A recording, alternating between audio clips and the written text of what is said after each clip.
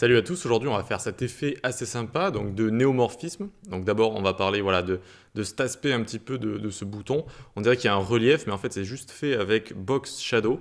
Et puis on va faire, histoire de cette petite animation hamburger assez sympa à l'intérieur avec une barre et puis des pseudo-éléments. Donc le néomorphisme c'est assez cool, c'est assez à la mode en ce moment. Alors j'imagine qu'un petit peu plus tard ce sera moins à la mode comme tout et n'importe quoi. Mais du coup il y a un néomorphisme maker, donc néomorphism IO.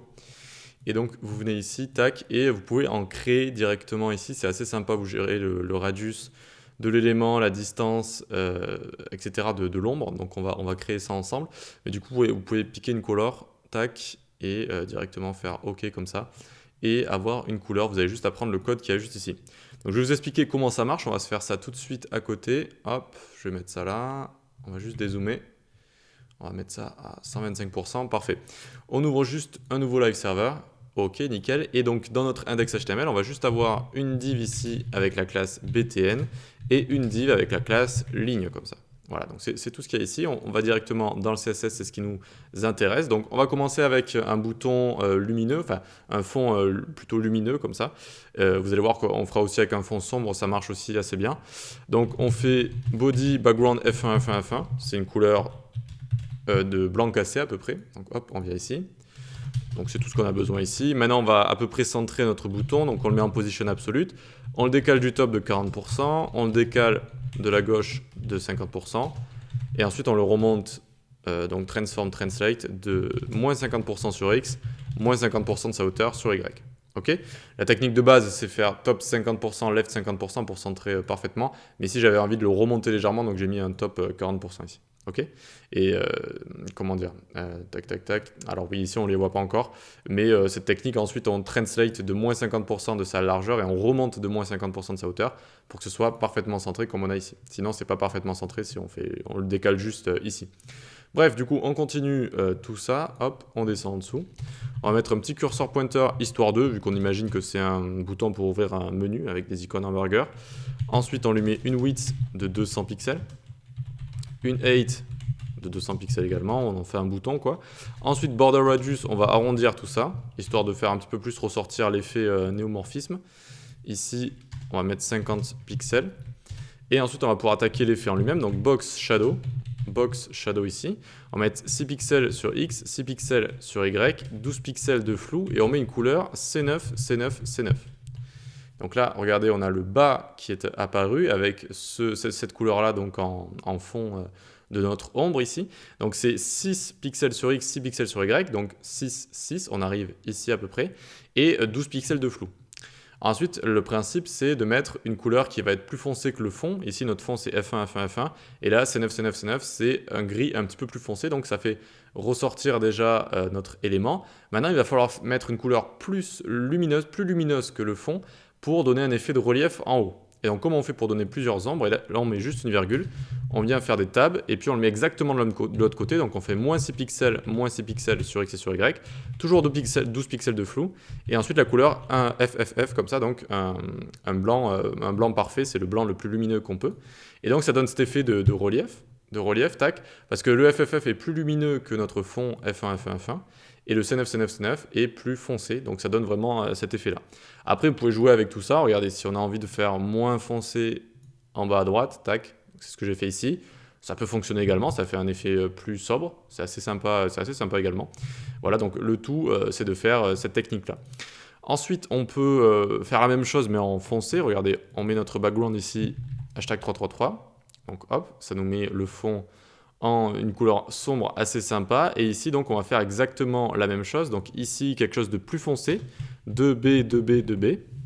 Et en dessous, quelque chose de plus clair, donc 3B, 3B, 3B. Hop. Et alors, je ne sais pas si vous le voyez très bien à l'écran, mais c'est assez subtil, pareil, c'est assez sympa. Et donc, on voit bien que c'est plus lumineux ici, moins lumineux ici. Et donc, ça donne cet effet de relief assez sympa, comme s'il y avait une lumière. Donc, on peut le faire de ce côté-là, mais on peut le faire sur chaque côté de notre bouton. Il suffit ensuite de bouger les coordonnées X, Y. Voilà. Si vous voulez le faire de chaque côté, vous pouvez le faire. Notamment, vous pouvez le faire assez facilement avec l'outil que je vous ai montré tout à l'heure, donc Neomorphism.io. C'est celui-là qui est ici, voilà.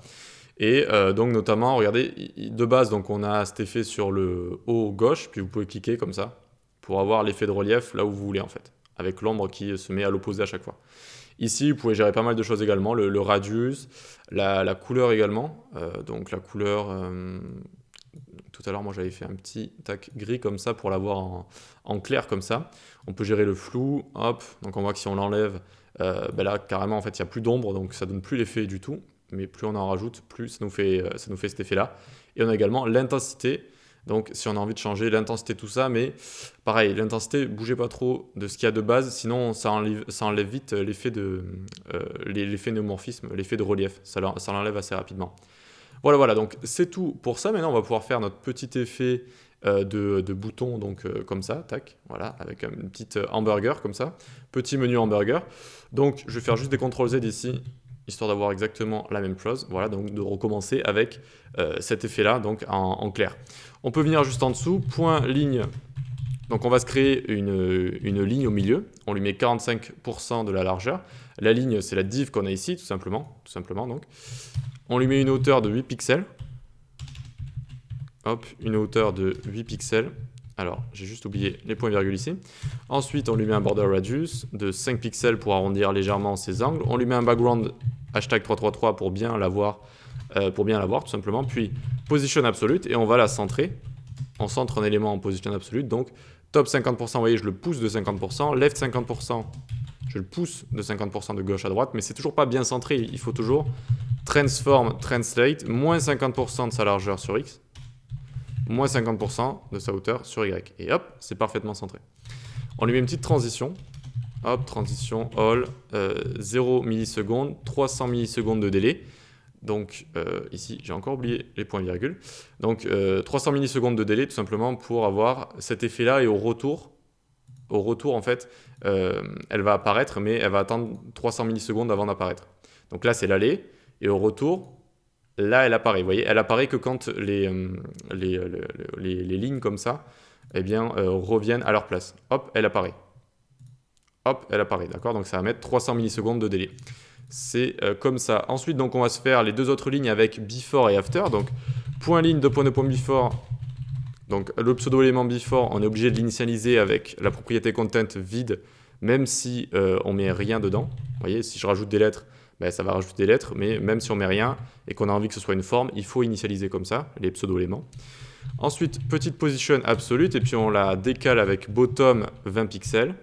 Puis, on lui met le background similaire avec hashtag 333, une width de 100%, 100% de qui de son parent, et une hauteur de 8 pixels également, border radius 5 pixels, hop, tac, donc là normalement on devrait le voir apparaître, donc on l'a décalé du bottom de 20 pixels, donc là c'est littéralement, en fait ça l'a poussé vers le haut si vous voulez, d'accord, ça l'a décalé du bot, donc le bot c'est la ligne du milieu de 20 pixels, ça a remonté comme ça.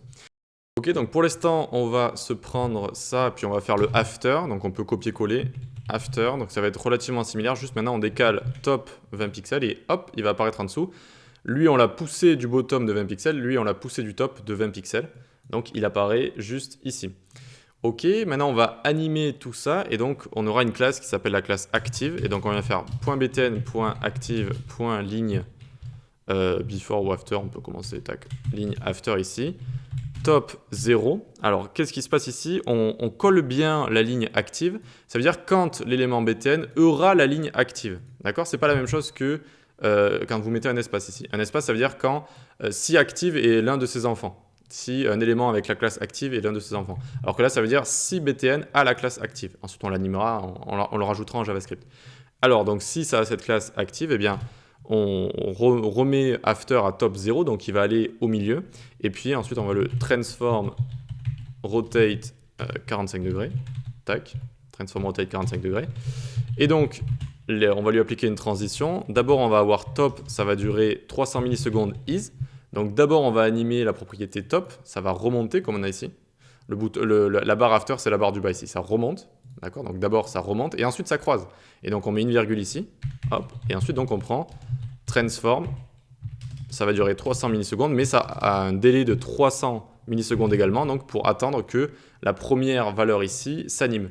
D'abord la première valeur, ça remonte, puis ça croise. Ça remonte donc, puis ça croise. Ok, voilà. Ok, ensuite on vient ici faire .btn, .active, .ligne. On lui met un background transparente. Donc la ligne du milieu, quand on clique, eh bien en fait elle sera toujours là mais elle sera en transparent. Donc elle est là mais on ne la voit plus vu qu'on lui a mis un background transparent. Puis on peut prendre ça, hop, on le colle en dessous. Le before également. Le before, la seule chose qui va changer c'est bottom. Et donc bottom également dans les transitions. Vous voyez, ça c'est la barre du haut donc qui va descendre. Donc d'abord bottom, puis se croiser également. Et oui, donc ici on met un moins 45 degrés pour que ça puisse bien croiser tout simplement. Ok, on n'a plus qu'à venir dans notre script ici. Je vous mets le code source en description hein, si vous voulez checker tout ça tranquillement. Donc document.querySelector, on va prendre notre bouton, donc .btn. Puis dès qu'on va cliquer dessus, donc on est à l'écoute d'un événement, .addEventListener, quel événement? L'événement clique. Hop, on envoie notre fonction anonyme. Donc dès qu'on clique dessus, qu'est-ce qui se passe? Eh bien, on va changer sa classe, on va la toggle. On va toggle la classe active. C'est-à-dire que si elle n'est pas sur l'élément, lorsqu'on clique dessus, ça le rajoute. Si elle y est, ça l'enlève. Donc on revient dans notre exemple qui est ici. Hop, hop, ça fonctionne. Vous voyez que ça vient de fonctionner. Et donc si je viens l'inspecter, on réactualise tout ça, tac. Regardez donc bien btn ici. Hop, ça lui rajoute bien active. Mais regardez si je reclique, tac, ça revient directement au début comme ça. Pourquoi? Eh bien, il n'y a pas de transition. Vu que sur nos éléments before et after ici, il n'y a pas de transition. Donc en fait, il faut remettre les transitions pour le retour. Donc là, after, on le met à l'after et le before, on le met au before. Juste ici, alors je vais juste dézoomer d'un cran histoire qu'on s'y retrouve un petit peu plus. Et regardez, est-ce que ça a marché à votre avis ici? Je clique, on a bien l'animation avec la classe active. Et maintenant le retour, ah, ça ne fonctionne pas très bien. Parce qu'en fait, le retour, on a vraiment juste copié-collé ça. Donc on a d'abord le top et le bottom qui s'activent. Donc regardez, top et bottom là, ils sont montés et descendus. Et ensuite, ça se décroise. Alors que nous, on a envie que ça se décroise en premier. Et qu'ensuite, eh bien, on change le bottom et le top. Donc ici, il faut rajouter un délai au bottom et l'enlever à notre transform ici. Et pareil pour ici. On rajoute un délai à top et bottom, on l'enlève au transform. Donc on a l'animation de base, tac, tac, et le retour, d'abord on décroise, et ensuite on remonte et on redescend. Voilà. Et donc c'est bon, on a terminé avec notre petite animation dans notre bouton style néomorphisme. Ben, j'espère que ça t'a plu, like, partage, abonne-toi. On a le Discord et la newsletter en description, rejoins-nous et tu peux suivre mes cours sur les plateformes d'e-learning. Je te mets le code source en description si tu veux utiliser tout ça et je te mets également le site neomorphism.io. Allez, on se retrouve à la prochaine. Ciao.